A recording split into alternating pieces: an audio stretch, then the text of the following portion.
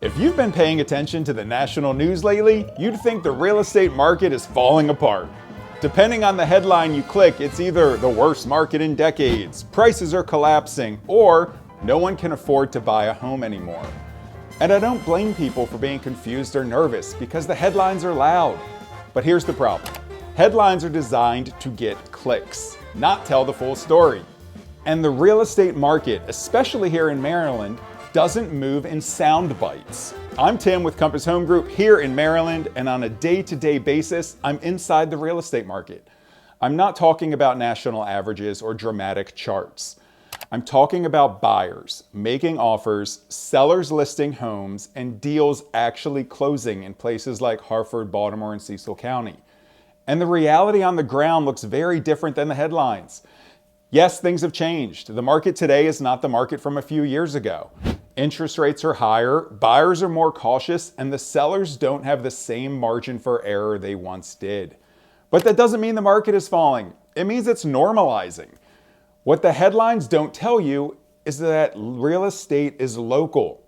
A headline about national home prices dropping doesn't tell you what's happening on your street, in your school district, or in your price range. I've seen houses still sell quickly and for strong prices when they're priced and positioned correctly, while others sit because they missed the mark. That's not a crash. That's a market with rules again. Another thing the headlines love to ignore is that people don't buy or sell homes because of headlines. They move because of life. Jobs change, families grow, kids go to new schools, downsizing happens, divorce happens, relocation happens. Life doesn't pause because of interest rates or a scary article. And while the internet wants you to believe buyers have disappeared, they haven't. They're just more educated now. They're pickier and they expect value. That's a very different thing than a broken market. The truth is, if the real estate market were actually falling apart, you'd see it everywhere.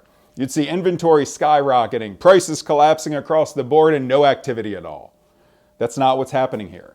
What we're seeing is a market that rewards good decisions and punishes bad ones. So, if you're thinking about buying or selling in Maryland, my advice is simple. Stop letting clickbait headlines make your decisions for you. The best move is always based on your situation, your goals, and your local market, not fear. The real estate world isn't falling, it's just no longer on easy mode. And honestly, that's not a bad thing. Hey, thanks so much for watching this video. Please take a second, like and subscribe to our channel. And if you're interested in more tips and tricks, check out this next video.